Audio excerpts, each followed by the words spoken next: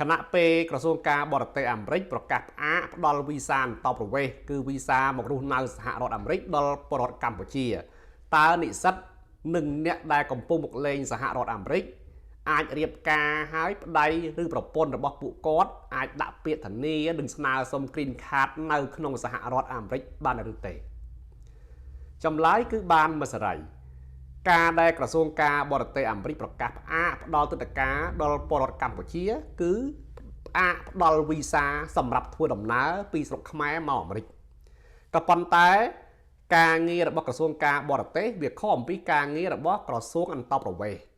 សម្រាប់លោកអ្នកដែលកំពុងមានវត្តមាននៅសហរដ្ឋអាមេរិកកាន់វីសានិស្សិតកាន់វីសាទេសចរ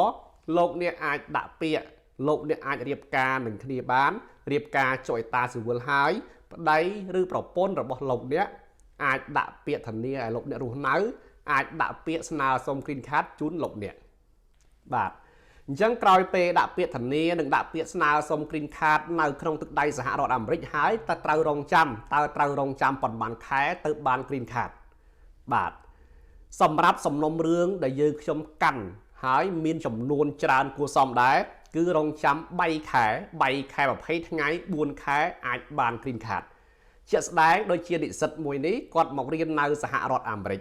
គាត់បានរៀបការនឹងដៃគូរបស់ពួកគាត់ស្រឡាញ់គ្នាអីមែនតែនទៅប្តីគាត់បានជួលក្រុមហ៊ុនយើងខ្ញុំរៀបចំឯកសារដាក់ពាក្យស្នើសុំ Green Card និងធានាគាត់នៅក្នុងខែ11 2025ហើយគាត់ត្រូវបានគេហៅចូលសភានៅខែ3ហើយក៏ទទួលបាន Green Card រស់នៅស្របច្បាប់ក្នុងខែ3ឆ្នាំ2026អញ្ចឹងចាយពេលប្រមាណ3ខែជាងតែប៉ុណ្ណោះ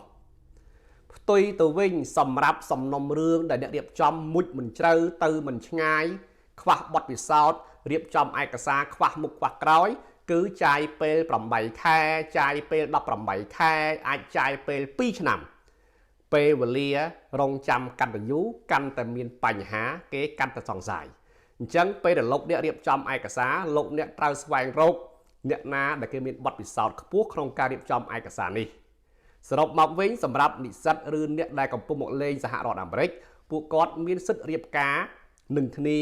ហើយប្តីឬប្រពន្ធរបស់ពួកគាត់មានសិទ្ធិដាក់ពាក្យធានាឲ្យពួកគាត់រស់នៅ